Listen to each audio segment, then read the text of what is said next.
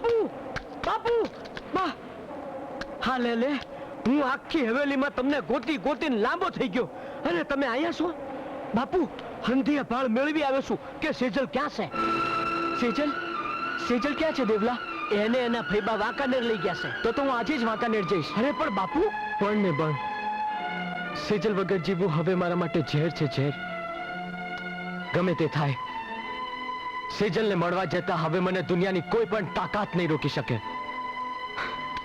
એકવાર કીધું ને મને ભૂખ નથી બેટા તું આમને આમ ક્યાં સુધી ભૂખી રહીશ જીવીશ ત્યાં સુધી મારી વાત તો સાંભળ દીકરા જ્યાં સુધી તમે મને અને સૂરજને મેળવી નહીં આપો ત્યાં સુધી મોંમાં અન્નનો દાણો નહીં મૂકું સેજલ સૂરજ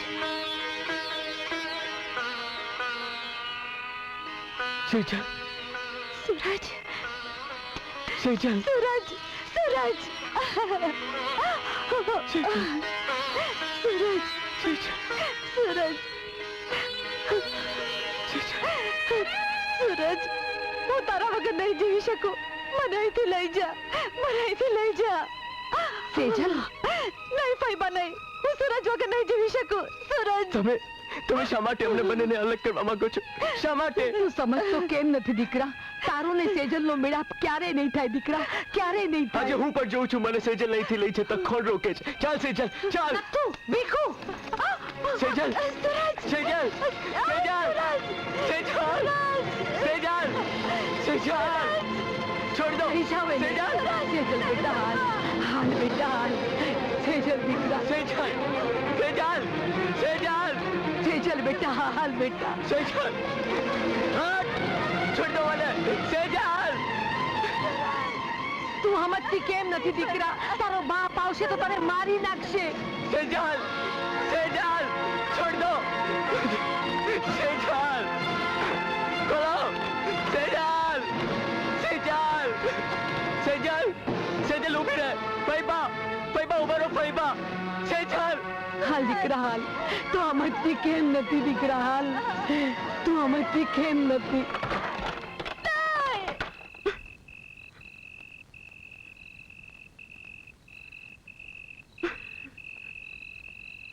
આ લે ચાવી નથુ તું હમણાં ને હમણાં જા અને ધનાને કહી આવ કે સૂરજ અહીંયા જ છે ભલે ભલે ધના એ ધના મુખીના બચ્ચા ધના શું વાત છે ઠાકોર શેની બોમું કરો છો ક્યાં છે મારો દીકરો ક્યાં છે ગઈકાલ સાંજથી ઘરે નથી આવ્યો અરે ઘરે નથી આવ્યો તને ગામમાં જઈને ગોતો અને હું કોઈ તમારા દીકરાનો રખેવા નથી કે એની વાય વાય ફર્યા કરું અને ઠાકુરા મારું ઘર છે ધર્મશાળા નહીં ઢોંગ કરવાનું છોડી દે મુખી છોડી દે હું તને ને તારી દીકરી બેયને બરાબર ઓળખી ગયો છું અરે જો તારે તારી દીકરીને મારા સૂરજ ભેગી ભગાડી મૂકવી હતી તો તે દિવસે પૈસાનું નાટક કરવાની શી જરૂર હતી નીચી મુંડી ઘાલીને લઈ લેવા તને મારા પૈસા પણ બતાડી દીધી તારા હલકા લોહીની હલકાઈ છી છી છી અરે બાપ ઉઠીને પોતાની દીકરીને કોઈના છોરા ભેગી ભગાડી મૂકસ તો ક્યાં ગઈ તારી ખાનદાની ક્યાં ગઈ તારી બધી મોટી મોટી વાતો ઠાકોર એ મુકી બાપા જીવતી બેને હાલત તમને વાંકાનેર બોલાવ્યા છે કેમ સૂરજ ને સેજલબેન બે ત્યાં જ છે એ બેયને વશમાં રાખવા હવે બહુ મુશ્કેલ છે અને બે જલ્દી લગ્ન કરી લેવા માંગે છે સાંભળી લીધું ગાંગરી ગાંગરી ને કહેતો તો કે સૂરજ ક્યાં છે એની મને ખબર નથી મારું ઘર કોઈ ધર્મશાળા નથી હવે ઈ પણ કહી દે કે સૂરજ ને સેજલ ને ભગાડી જનાર જીવતી તારી બેન નથી શરમ આવવી જોઈએ શરમ બાપ ઉઠીને દીકરી પાસે આવા કાળા કામ કરાવસ ઠાકોર ઠાકોર હવે તો હદ થાય છે અરે હદ તો હવે આવી ચૂકી છે તારી ને તારી દીકરીના મોતની એટલું યાદ રાખજે કે મારા પહોંચતા પહેલા તારી બેન જીવતીએ જો સૂરજ ને સેજલના લગ્ન કરાવી નાખ્યા તો તારી દીકરીના અગ્નિદાહ માટે વેળાસર પહોંચી જજે ઠાકોર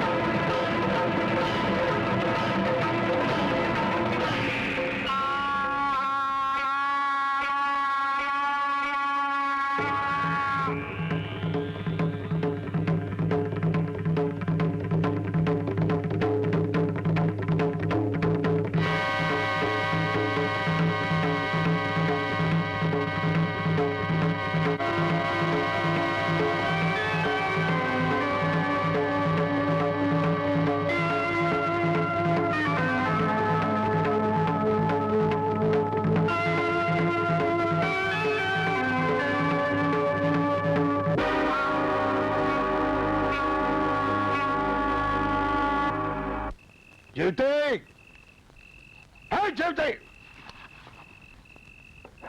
જેવતે હે જેવતે કહું છું બહાર નીકળ, નહીં તો આજે હું તને જીવતી નહીં છોડું. સારું થયું ઠાકોર, તમે આવી ગયા. અરે મારા આવવાની વાતને માર ગોળી, પણ મને ઈ કહે કે તે સૂરજ ને સેજલના લગ્ન તો નથી કરાવી દીધા ને? લગન તો શું, પણ મેં એ બેયને મળવા પણ નથી દીધા ને અલગ અલગ ઓરડામાં બંધ કરી દીધા છે. હાલો લઈ જાઓ તમારા સૂરજને.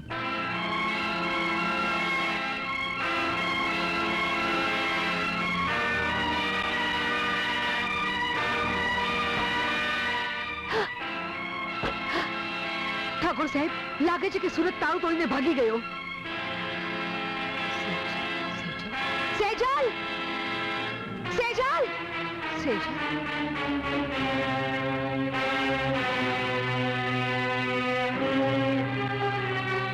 ઠાકોર સાહેબ, મને લાગે છે કે એ બે જણા ભાગી ગયા. ભાગી નથી ગયા જીવતી, પણ આ ઠાકુરનો દીકરો મારી દીકરીને ભગાડી ગયો છે. હે ધના, ખબરદાર છે જો મારા દીકરા વિશે કોઈ પણ આવડા વેણ ઉચ્ચાર્યા છે તો. અરે જોઈ લીધી ને તમારા ઊંચા ખોડાની અસલિયત અને ઊંચા લોહીની ઊંચાઈ. અરે જો સેજલ ને સૂરજના લગ્ન જ કરાવવા હોત ને તો મારી બેન જીવતીએ ક્યારના કરાવી દીધા હોત, મારી ને તમારી વાત પણ ન જોઈ હોત. પણ ઠાકોર, એટલી હલકાઈ અમારા લોહીમાં નથી. મુખી બાપા, એટલું હલકું લોહી અમારા ખાનદાનનું પણ નથી કે તમારે કોઈની સામે નીચે જોવું પડે. અમે બંને ભાગ્યા નથી, અહીં જ છીએ. પણ હવે જો તમે અમારા લગ્ન નહીં કરો તો અમે અમારો જીવ આપી દઈશું. જીવતા જીવત નહીં મળી શક્યા તો શું, મરીને તો મળીશું. સૂરજ, તારે મરવું નહીં પડે. હું તારા મોતનો સામાન સાથે જ લાવ્યો છું. તારા વાલા કાકાને જીવતો જોવા માંગતો હો તો સેજલને મારી પાસે મોકલી દે. નહીં સૂરજ નહીં, તું આની વાતોમાં નહીં આવતો. સૂરજ, હું 3 ગણેશ, ત્યાં સુધીમાં જો સેજલ નીચે નહીં આવી તો તારા કાકાની ખોપડી ઉડાવી દઈશ. 1 2 ખબરદાર ઠાકોર! ખબરદાર ઠાકોર, ગોળી ચલાવવાની હિંમત કરી છે તો આ તલવાર ગળાની આરપાર થઈ જાય.